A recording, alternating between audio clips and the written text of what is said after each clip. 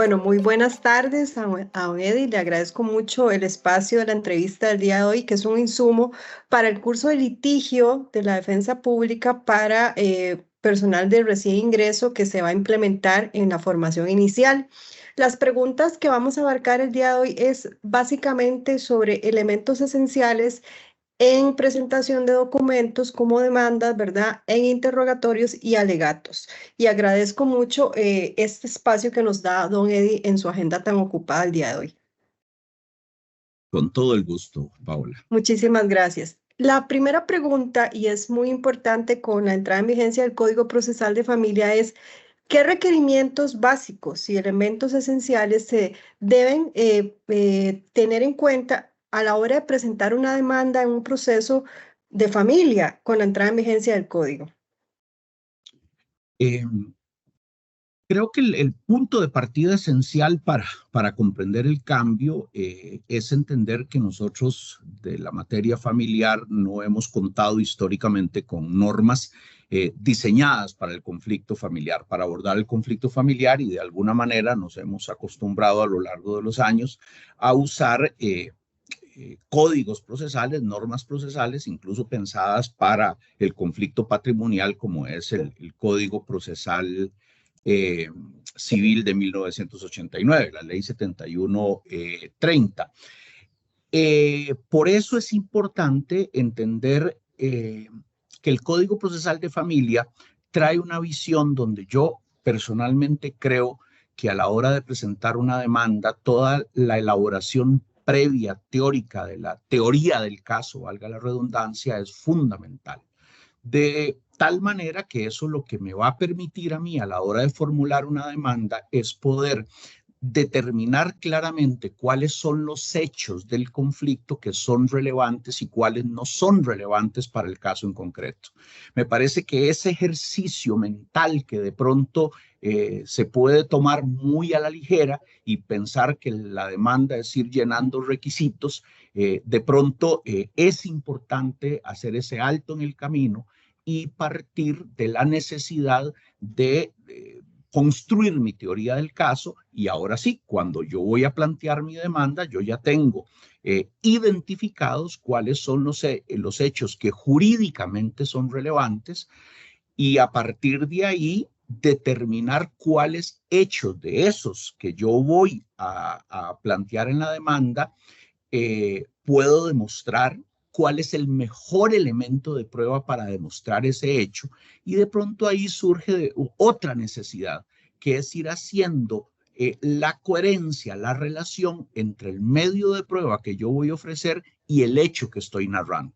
De pronto ahí hay demandas que tienen esa falencia, y de pronto nos vemos metidos en la fase de discusión probatoria y nos quedamos cortos con la prueba que se planteó. Entonces creo que por ahí un poco con el ánimo de construir, me parece que esos serían como dos elementos esenciales, y a partir de ahí, ahora sí, agarro el artículo 215 y empiezo a ir completando mi demanda, pero teniendo previamente esos dos elementos de análisis que les mencioné.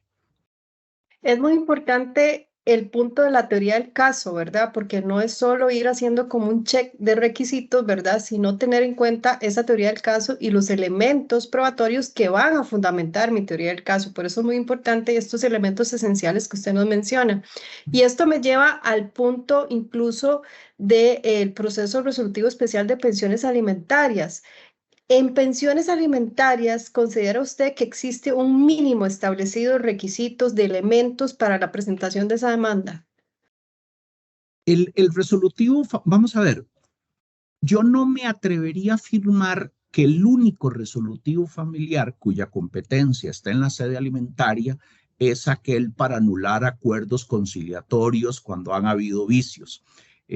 Creo que si desmenuzamos un poquito más, podríamos encontrar que de pronto pueden haber algunos resolutivos de daños y perjuicios relacionados con el uso o el abuso del proceso en sede de alimentos. También podría eventualmente hacernos pensar que en sede alimentaria podrían haber más de una pretensión discutible en resolutivo familiar. Pero quedémonos en este de la nulidad.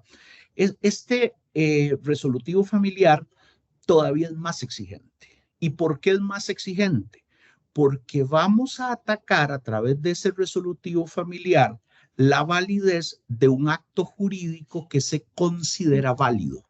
Es decir, no es ir a echarnos el pulso para ver si es válido o no es válido, sino que la teoría del caso tiene que ser tan fuerte porque yo tengo que desvirtuar una presunción de validez. Creo que eso es lo importante, porque hay un acuerdo que en principio se está tomando bajo la libertad, la autonomía de las personas, que incluso es ejecutable sin necesidad de validación del sistema judicial.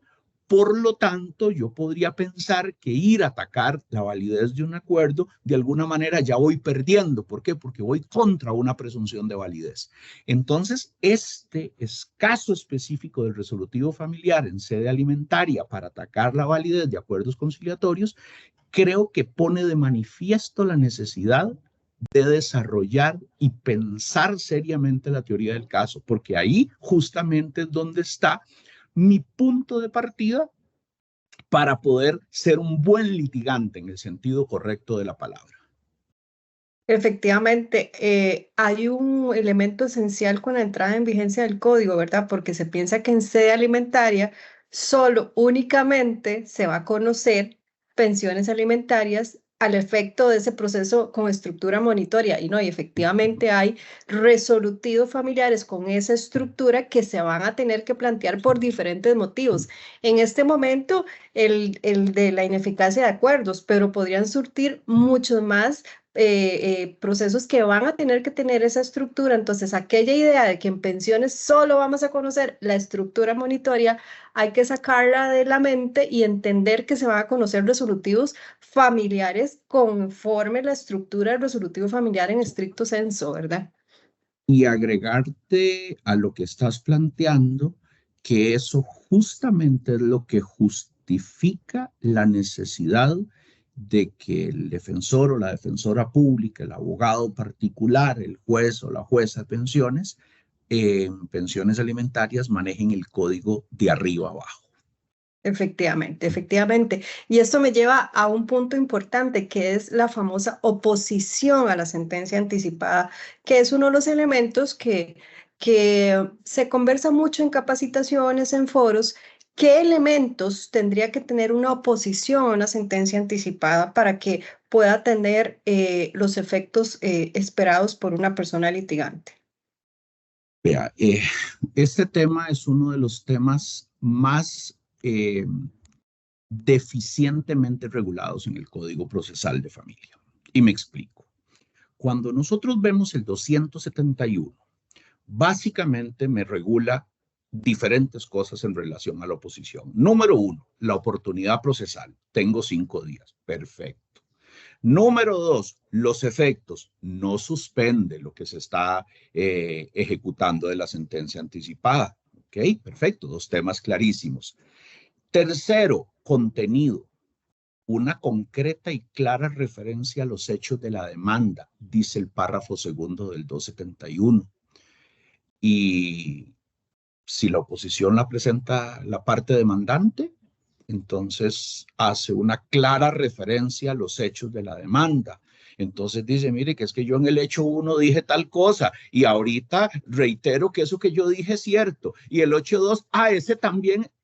Si eso no tiene ningún sentido. ¿Y por qué? Ahí donde encontramos el primer vacío desde mi perspectiva.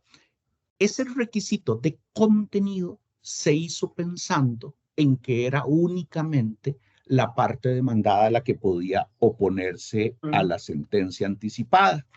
Y para poder reforzar eso, vayámonos al inciso 7 del 270, el contenido de la sentencia anticipada. Dice el inciso 7 que le tenemos que percibir a la persona demandada la posibilidad de oposición. ¿Y quién le ha percibido a la parte actora la posibilidad de oposición? Ven cómo este inciso 7 iba en la lógica de ese párrafo segundo del 271, pero creo que no hay forma posible de sostener que la oposición es únicamente para la parte demandada. Entonces ahí tenemos el primer gran problema. Contenido, referencia a los hechos. Ok, yo incluso tengo otra reclamo adicional que hacerle a esta norma. ¿Quién dice que yo cuando me opongo lo que estoy atacando son los hechos? No necesariamente. Es decir, pareciera que la lógica correcta en una mejor redacción hubiese sido que yo lo que tengo que dar son los fundamentos de mi oposición. Pero la norma no me habla de fundamentos. Me dice que me refiera a los hechos, que diga cuál es mi pretensión y que ofrezca mi prueba. Esos son los tres elementos de contenido. Referencia a los hechos, qué es lo que quiero y ofrecimiento de prueba. ¿Y fundamentos? Pareciera que al legislador se le olvidó lo más importante.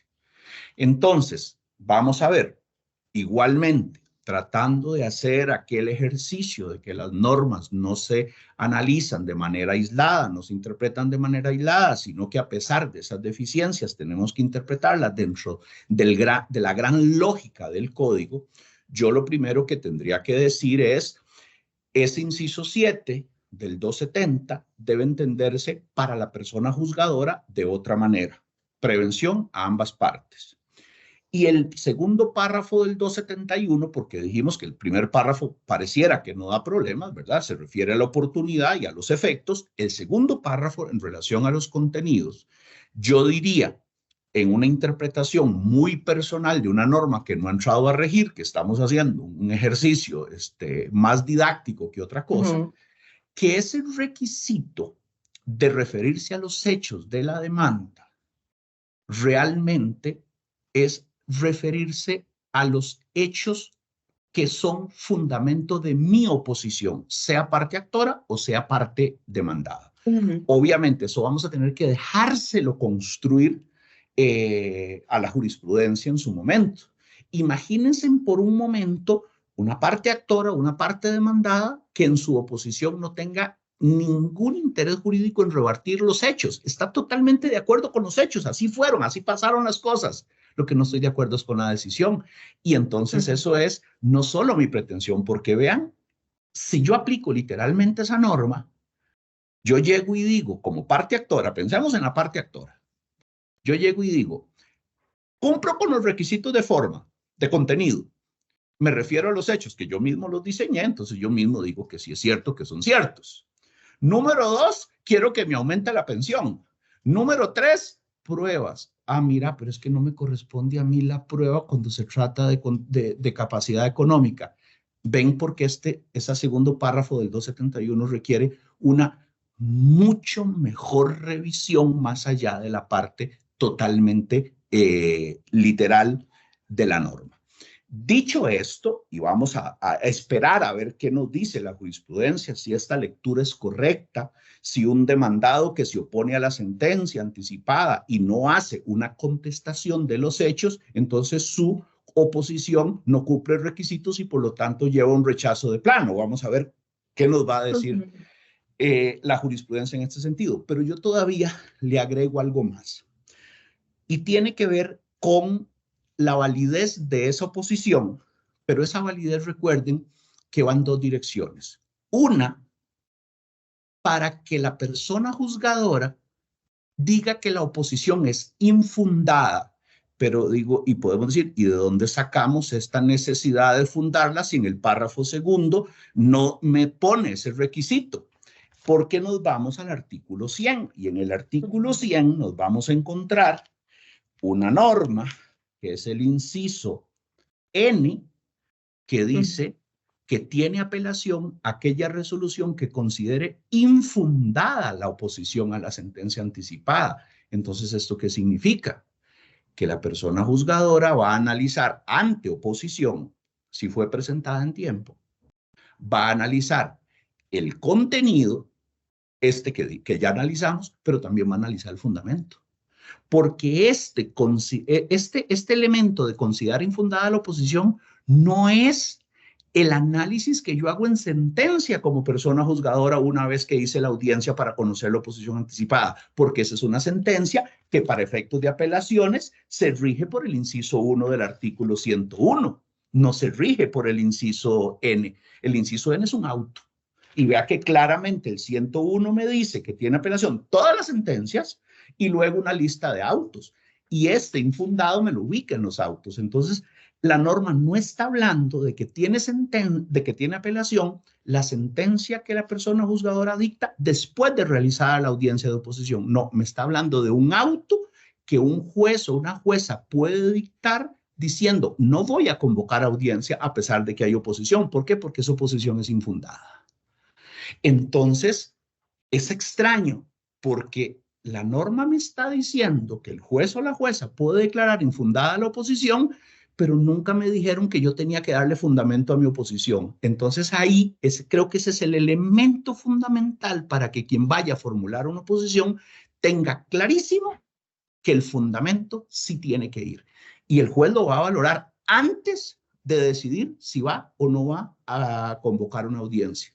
Y aquí ya entramos a terrenos movedizos. Ese fundamento o esa consideración de oposición infundada, ¿a qué es que se refiere? Puede ser aplicación de norma de fondo, puede ser, no sé, por un momento, yo me pongo creativo y creo que en esta parte didáctica ponerse creativo ayuda más. Claro. Llega el demandado y se opone a la sentencia anticipada. Y dice, yo no tengo ningún problema, yo gano esa plata y más bien ni sabía que yo ganaba tanto. Mi problema no es con 1 millón, si yo puedo pagar hasta 3 millones. Mi problema es que ese chiquillo no es hijo mío. Ah, sí, está protegido por la presunción, sí, pero yo no es hijo mío y yo le ofrezco. ¿Cómo prueba hacernos una prueba de ADN? ¿Esa posición qué? La podemos declarar infundada. ¿Y por qué es infundada? Al rato y tiene razón. Si eso lo discutiera en un resolutivo de filiación, le dan la razón y excluyen la paternidad. Y aquí no lo podemos excluir. Aquí no lo podemos, es que él no está pidiendo que declaren que el hijo no es de él. Él está pidiendo que dejen sin efecto la sentencia anticipada y está ofreciendo la prueba que ofrecería en el otro proceso. Entonces, vean qué interesante. Cuando yo planteo esta situación hipotética, alguien me puede decir, no, eso no pasa. Yo le puedo decir, sí pasa. Después de 25 años de resolver apelaciones de pensiones provisionales, he tenido cualquier cantidad de oposiciones cuyo único argumento es ese chiquillo no es mío. Entonces eso nos puede pasar. Entonces vean qué interesante. ¿Cuál debería ser la posición de la defensa pública ante una oposición de esta naturaleza? Decirle al juez, no, mire, esa oposición es infundada. Entonces, ¿de qué está hablando la norma cuando habla de oposición infundada? A estas alturas no lo sabemos. No. Puede ser que ese concepto de infundada se pueda estirar tanto como para no convocar a una audiencia, en este caso hipotético que planteo, y el juez o la jueza diciéndole, mire, es que ese tema aquí no se puede discutir. ¿Por qué? Porque veamos la otra cara de la moneda. Asumamos que sí hacemos la audiencia y asumamos que recibimos la prueba de ADN. Y en la sentencia le digo, sí, pero pues, tu mecanismo de rebatir la presunción del artículo 69 del Código de Familia es a través de este otro proceso, no a través del proceso alimentario. Entonces, si yo voy a decir eso en sentencia, entonces, ¿por qué no lo digo de una vez y declaro infundada la oposición? Ese es un tema que dará para conversar. Creo que las situaciones reales que pasan van a permitirnos sacarle más provecho a esta norma. Insisto, a manera de conclusión, creo que lo importante es darnos cuenta que además de esos requisitos de forma del párrafo segundo del 271, el fundamento, es decir, explicar el por qué, no solo qué es lo que yo quiero que me declaren, sino el por qué, el fundamento que puede ser jurídico, que puede ser fáctico, el fundamento es importante en esa oposición y me parece que si no hay fundamento, podríamos eventualmente atacar la decisión de sí convocar una audiencia y allá en el alegato conclusiones, cuando tengamos que hacerlo, entonces ahí sostener que esa es una oposición infundada. La jurisprudencia nos va a marcar el camino, sí o sí, me parece que esto, pero de antemano, esas sentencias importantes no nos van a llegar el 1 de octubre del 2024, probablemente nos van a llegar meses después y por lo tanto, por el momento tenemos que hacer ese tipo de interpretaciones. Efectivamente, sobre el tema de la oposición, lo que podemos hacer hasta ahora es un ejercicio didáctico, porque es un tema que efectivamente tiene vacíos y estamos en un terreno donde solo podemos hacer como elucubraciones e interpretaciones tomando artículos de qué es infundado, qué podemos tomar en cuenta para una oposición. Creo que, como usted bien lo dice, solo la jurisprudencia y meses después va a dar como la pauta efectiva de cómo debe ser esa oposición y cuáles son los elementos de esta oposición, ¿verdad? Porque en este momento, solo tomando los elementos que usted ya refirió de las normas, podemos hacer ciertas interpretaciones, ¿verdad? Ahora bien, con respecto a las contestaciones, en un proceso resolutivo familiar y un proceso de modificación de la obligación alimentaria, ¿qué novedad nos introduce el Código Procesal de Familia importante? Bueno, básicamente yo lo que me queda claro es que aquella oportunidad de sentarnos con calma, analizar, preguntar, revisar el código, revisar las normas, revisar la jurisprudencia para preparar una contestación, la perdimos con este código, ¿verdad? Salvo que haya una reforma de última hora, las contestaciones se deben plantear de manera oral en audiencia. Y al hablar de la contestación oral en audiencia, se nos viene encima la necesidad sí o sí de maximizar el tiempo que nos den, por un lado, y el otro lado, la calidad de la información que podamos transmitir verbalmente. Porque si creemos que la contestación es únicamente referirnos a los hechos, posiblemente eso sea más fácil de resolver. Pero recuerden que los requisitos de la contestación van muchísimo más allá. Tiene que ver con el ofrecimiento de prueba, tiene que ver con la argumentación jurídica, teórica del caso, para sostener la validez de mis argumentos de la contestación. Entonces, creo que lo importante va en dos direcciones, ¿verdad? Primero, en tener claro que esa contestación es mucho más que contestar hechos, tiene que ver con el planteamiento de mis argumentos de defensa y luego el tema de cómo transmito yo la información o los alegatos que yo quiero plantear. Que no nos pase lo del meme, ¿verdad? Que cuando ya estamos en la casa nos acordamos de algo que podíamos haber dicho en la discusión y que con eso la hubiéramos ganado, pero ya la discusión terminó y la perdimos. Entonces, de pronto creo que es importante desde el ejercicio de la contestación oral, tener claro eso y hacer todos las mejoras necesarias en la forma de transmitir la información que le demos a la persona juzgadora, lo cual va sí o sí de la mano con el ejercicio conclusivo, ¿verdad? Que eso creo que es importantísimo trabajar esto, porque las conclusiones no son reiterar mis alegatos, el juez no necesita que yo le diga qué fue lo que le pedí, porque él ya lo tiene que ver con el convencimiento a la persona juzgadora de que yo tengo razón por los argumentos que estoy planteando, en una o en otra dirección. Yo, en algunas oportunidades, en algunos escenarios, le he dicho a la gente que nos recordemos, muchos de nosotros que estudiamos derecho y previamente habíamos visto películas de juicios made in Hollywood y nos emocionaba eso de poder sentarnos frente a un jurado y poder convencerlos y de pronto cuando nos llegamos a la realidad nuestra, decimos, no, pero es que eso así no es. Y yo le digo, no, sí, es así. Lo que pasa es que no tenemos que convencer a 12 ni a 14, tenemos que convencer a uno. Ahora que los procesos no nos daban esos espacios de conclusiones, bueno, este código sí nos los está dando. Entonces, de alguna manera, recobramos esa riqueza del derecho vivo, del arte de litigar, creo que de la mejor manera posible que un código en nuestro entorno y en nuestro contexto podría darnos.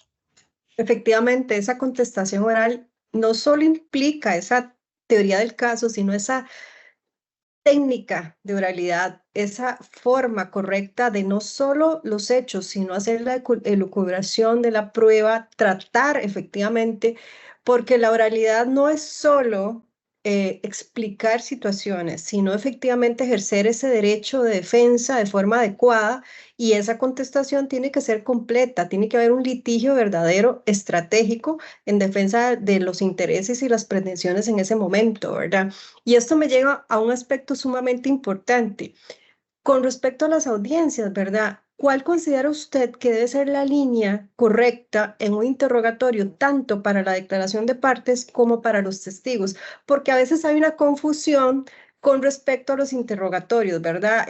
Ofrecemos el testigo A, el testigo B, y hacemos una confusión de preguntas, ¿verdad?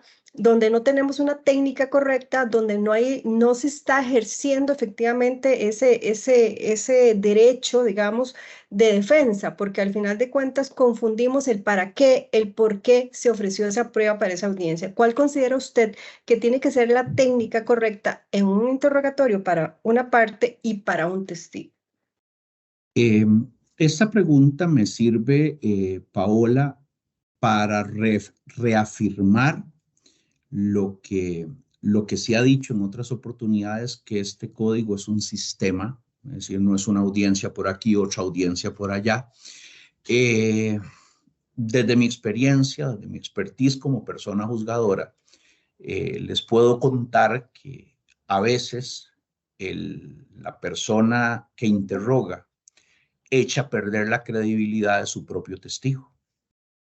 Y muchas veces lo hace por dos razones. Una, porque preguntó lo que no tenía que preguntar. O dos, porque no le dio seguimiento al concepto integral de la prueba. Resulta que ya ese hecho en particular, desde el documento, incluso hasta de la declaración del testigo de la otra parte, ya quedó claro. Y por alguna razón yo le vuelvo a preguntar a mi testigo, incluso un hecho que ni siquiera yo sabía como preguntador si el testigo sabía o no sabía. Y ahora sí nos devolvemos. Recordemos la teoría del caso, recordemos que íbamos a contar hechos importantes o relevantes jurídicamente, recordemos que íbamos a analizar hecho por hecho para ver cuál era el mejor mecanismo probatorio para ese hecho.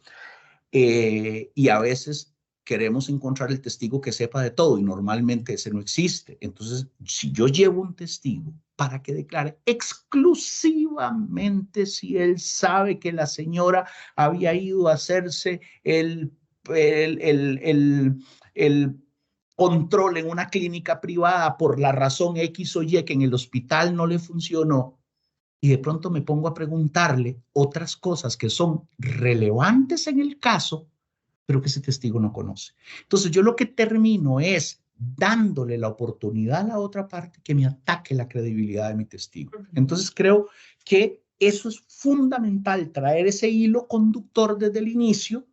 Y otra cosa que también es importante, y creo que con este código se maximiza, es no hagamos conflicto donde no lo hay.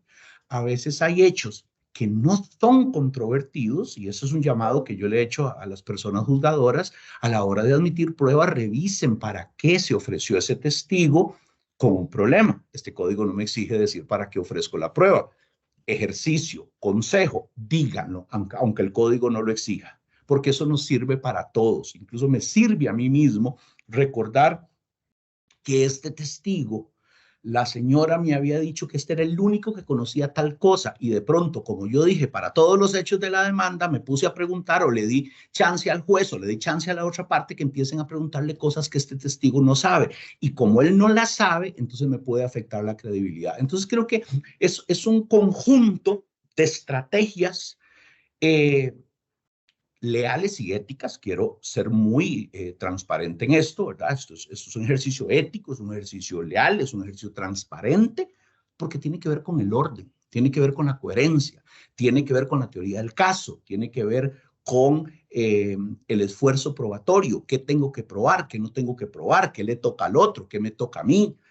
Incluso eso me permite también eventualmente oponerme a preguntas que no, si yo ofrezco un testigo para declarar sobre un hecho en particular que fue un hecho controvertido, cuando el abogado de la otra parte me le empiece a preguntar a mi testigo sobre hechos que él no conoce, ahí está el argumento de mi oposición. Este testigo no es para eso.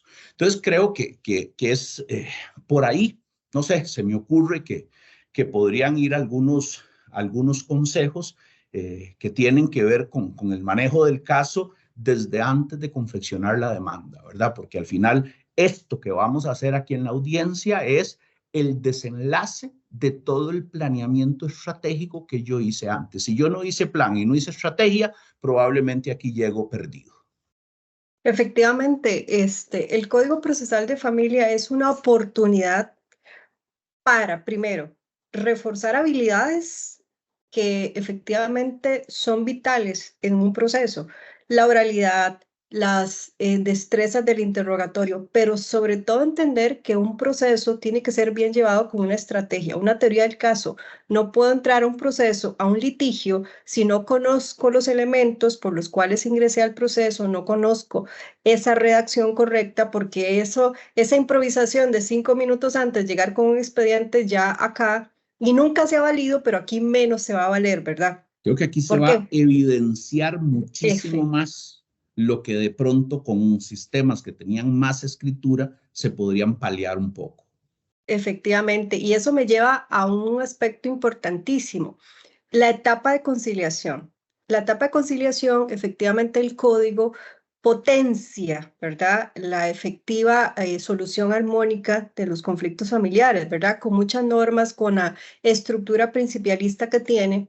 ¿Qué destrezas considera usted importante? Porque a veces se considera que yo tengo que llegar a un proceso de forma adversarial, tengo que llegar a no potenciar un arreglo, sino al contrario, más bien potenciar el conflicto. Y este código más bien, además de potenciar la oralidad, potencia esas soluciones armónicas del conflicto familiar. ¿Qué destrezas, qué habilidades considera usted que tiene que tener una persona litigante, una persona defensora pública en una audiencia de conciliación?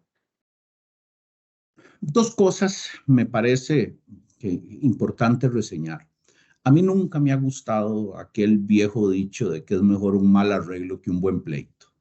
Yo creo que podemos aspirar a evitar un mal pleito, pero con un buen arreglo. Yo creo que primero eso es fundamental. Conciliar no significa que mi pretensión debe quedar insatisfecha o insatisfecha a medias. Eh, Eso es por un lado. Por otro lado, yo creo que a la conciliación también hay que ir con eso, con una estrategia.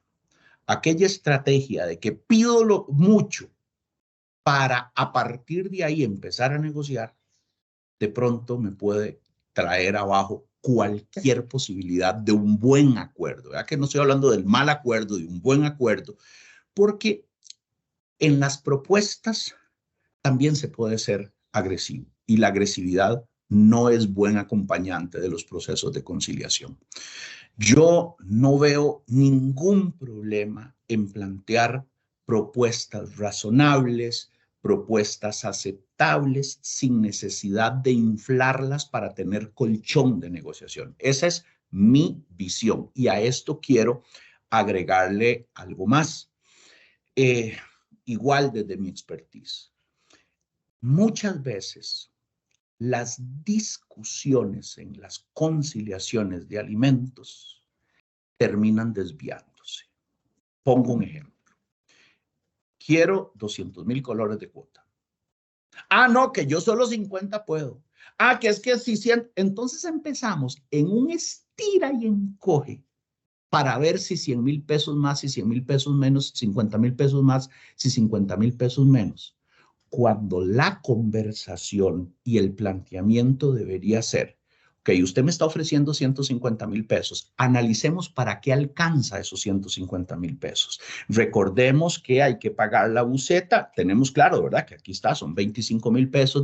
Entonces, a través de ese tipo de análisis, yo puedo llevar a un papá, a un deudor, que no necesariamente es un irresponsable, que no necesariamente quiere no pagar, a que entienda que su propuesta está recargando en mamá eventualmente la manutención. Injustificadamente, ¿verdad? Porque habrá casos donde es justificado que papá suma la mayoría o mamá suma la mayoría. Pero si me explico o si entienden lo que estoy tratando de explicar, es que mi visión es que nos enfrascamos en subir y bajar y yo no, y se nos olvida para qué era la pensión. Entonces No se dan tratemos de, los claro, argumentos para claro, qué. pensemos en una conciliación, en un aumento.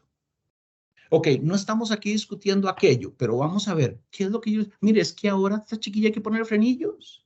A esta chiquilla hay que hacerle esto. Entonces, ¿cómo hacemos, señor? Propóngame usted cómo hacemos. Es que yo no quiero que me suban porque a mí no me alcanza la plata. Es que no estamos discutiendo eso. Lo que estamos discutiendo es que nuestra hija, esa que está ahí afuera, ahora ocupa esto. ¿Cómo lo hacemos? Entonces, trasladar la discusión a cómo satisfacemos esa necesidad que sí existe. Yo no sé si posiblemente no estoy descubriendo el agua tibia, pero mi experiencia me dice que a veces nos enganchamos en lo otro y dejamos esto que podría ser incluso la puerta de partida para mejores negociaciones a futuro. Entonces, por ahí, si usted me pide algún consejo, yo creo que eso es importante. Creo que a veces hay un error en técnica, ¿verdad? En las audiencias de conciliación en general, ¿verdad? Que se dice de entrada, aquí solo venimos a hablar de montos económicos, sobre todo en el tema de pensiones alimentarias. Pues efectivamente el fin es establecer un monto, aumentarlo, bueno, en su caso rebajarlo, pero las partes ocupan un argumento, ocupan una explicación, porque si no se engancha la parte en que en esa discusión bizantina, no 50, no 100, no 10, no 20, pero no se ofrecen argumentos, no hay un diálogo, no hay una conversación, no hay elementos para que la otra parte pueda entender por qué se está presentando, por qué podemos llegar a un acuerdo que sea más armónico, donde se engancha sobre solo y únicamente de esa negociación como si fuera un proceso de cobro donde 100, 50 y no se dan los argumentos, no se dan las razones, creo que es donde está el talón de Aquiles, donde se ha fallado en las audiencias de conciliación, porque ¿qué pasa? Entonces, a veces se considera un ataque, me estás pidiendo más, no tengo dinero, no puedo, pero si se dan razones, se dan argumentos y no se fundamenta solo en ese regateo de dinero, porque a veces se convierte en un regateo de 1.000 más, 2.000 más, ¿verdad? Y muchas veces se comete ese error, ¿verdad? Entendiendo que las partes tienen derecho a conversar, a dialogar el cómo vamos a solucionar la situación que se está presentando en este momento, ¿verdad? Incluso, Paola, yo, con el respeto, te corregiría, porque acabas de decir, sí, el fin es la cuota. Y yo le diría, no, el fin no es la cuota, ese es el medio. El fin sigue siendo el mismo, la satisfacción de la necesidad. Exacto.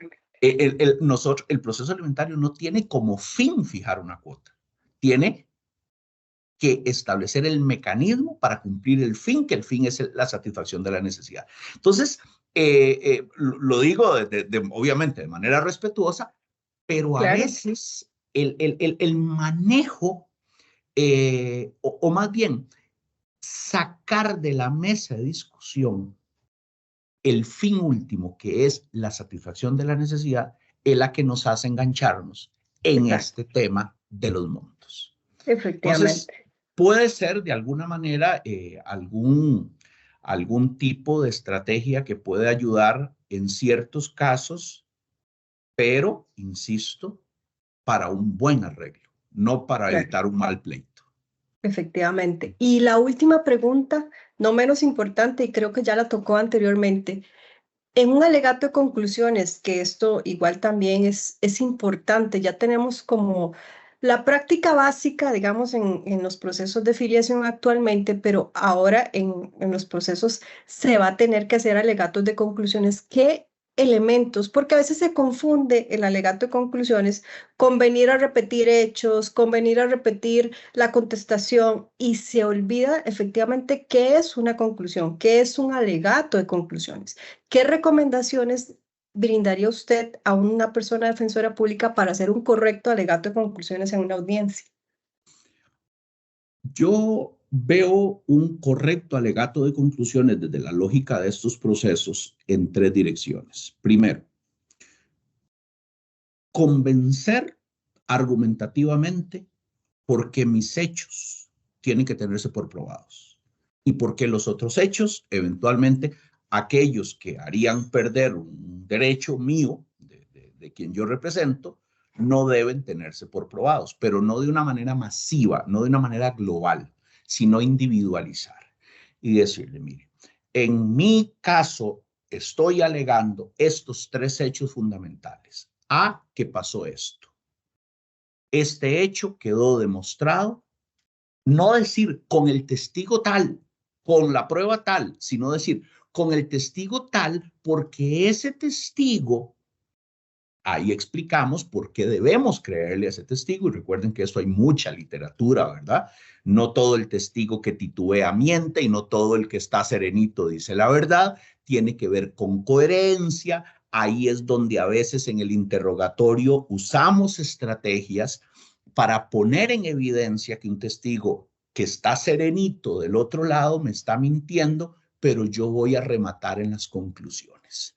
Yo es en las conclusiones donde le voy a decir al juez, mire, señor juez, este testigo no se le puede creer porque él cuenta esta historia y si él estuvo presente, él debió ser capaz de responder adecuadamente la pregunta que yo le hice, porque era una pregunta que cualquier persona que hubiese estado ahí, a veces en esto pasa, me opongo a la pregunta que no tiene relevancia porque yo le pregunté que de qué color era la camisa del señor. Es que eso sí tenía relevancia. Y sí tenía relevancia porque este me contó que la puerta estaba entreabierta, que me contó una serie de detalles y de pronto, ¿cómo no sabe este detalle? Es decir, esto es un tema de habilidad de litigante. Pongámoslo entonces, eso es lo primero. Lo primero es indicar o concluir sobre la línea probatoria. ¿Por qué mis hechos sí tienen que tenerse por demostrados y por qué los otros hechos, especialmente aquellos que vienen a traerse abajo mi pretensión? No sé, por ejemplo, pongamos que yo estaba discutiendo el cobro de un gasto de embarazo y de pronto la otra parte me trajo a toda la familia entera para demostrar que el coche se lo había regalado y de pronto era mentira, o al menos tenemos evidencia. Entonces, por ahí. Entonces, eso es lo primero. La primera línea conclusiva, yo debo dedicarla a la parte probatoria. La segunda, al derecho aplicable. Aquí es donde podemos discutir por qué la prescripción sí, por qué la caducidad no, por qué la excepción X sí, por qué el derecho de alimento se mantiene. Aquí es donde yo puedo llegar y nutrirme de doctrina, de jurisprudencia y decirle, mire, señor juez, antes de que me falle, tenga en cuenta que la Sala Constitucional sobre este tema ha sostenido reiteradamente tal y tal y tal cosa. ¿No es mejor hacerlo ahí que después hacerlo en la apelación? Porque el juez no conocía esa jurisprudencia. Hagámoslo ahí, pero para eso yo tengo que estar mejor preparado, porque si ni yo la sabía, entonces estamos en problemas, ¿verdad? Entonces, mi segunda línea, desde mi perspectiva, tiene que ir con el derecho aplicable, y el derecho aplicable, recuerde que no es la norma jurídica, no es decir, el artículo 1 y siguientes de la convención, sino explicar por qué aquella norma en particular de la convención o del código, o la doctrina, la jurisprudencia, aplica a mi caso. Y la tercera línea es por qué me tiene que dar lo que yo le pedí. Me parece que en una conclusión bien hecha tiene que hacer ese recorrido. Por eso, si a mí un juez me dice, tiene 2 minutos para que concluya, yo tengo que decirle, no, un momentito, señor juez, yo necesito tiempo porque yo necesito plantear en las conclusiones esta línea. Ahora, para hacer ese recorrido de lo que estoy diciendo, puede que 3 minutos basten o puede que ocupe 15 minutos. Es que depende del caso concreto. Pero en términos generales, Paola, yo le diría, y ahora lo veo como juez, a mí un litigante que me haga ese análisis en las conclusiones, me ayuda con la sentencia. Me ayuda en el buen sentido de la palabra, me refiero, porque lo mismo va a ser la otra parte. No es que solo yo soy el carga que voy a darle lecciones al juez de cómo interpretar la prueba. No, no. El otro, si es bueno, me va a hacer lo mismo y lo puede hacer mejor que yo. Entonces, yo como juez digo, qué sabrosura tener estas dos conclusiones así, porque incluso para uno como juez, a veces que un litigante o un asesor legal de alguna de las partes me advierta que hay una norma en el reglamento tal que yo tal vez no la sabía. Acuérdense que aquel tema, el juez conoce el derecho, no, el juez tiene que estudiar el derecho, pero no lo conoce. Entonces, ahí podemos permitir o contribuir a la construcción de una primera sentencia justa. Efectivamente, un alegato de conclusiones creo que a veces se da por menos y se desperdicia una oportunidad muy importante de dar luces en mi caso, ¿verdad? En mi teoría del caso, importantísimo, por ejemplo, en una paternidad social. A veces puede ser que el caso por una cuestión de filiación, ADN, pues evidentemente tenemos una prueba, pero si hay una paternidad social, podemos hacer un alegato conclusivo al respecto y decir esto se ha dado por el derecho de identidad, la Convención de los Derechos del Niño aplica y explicar esa argumentación en ese alegato de conclusiones va a dar muchas luces porque no es solo, como decía anteriormente, no solo venir a decir mis hechos, porque no es una repetición de hechos, es esa línea que perfectamente y muy estructurada nos ha dicho usted de cómo ese alegato de conclusiones puede dar los elementos a la persona juzgadora para que atienda elementos que tal vez en su momento no fueron visibilizados de forma correcta, pero en ese alegato de conclusiones es la oportunidad perfecta y no por qué esperarme a una apelación para venir a traer la jurisprudencia tal, la norma tal, cuando ahí lo tuve en la primera parte de ese proceso con primera instancia donde pude haberle dado esos elementos a la persona juzgadora. Yo estoy muy agradecida de parte de la Defensa Pública, de verdad, por este espacio. Le agradezco muchísimo por todas las recomendaciones que nos ha dado para efectos de litigio de la persona defensora pública y la formación inicial con la entrada en vigencia del Código Procesal de Familia. Le agradezco mucho el tiempo y el espacio, don Eddie. Con muchísimo gusto. Buenas tardes.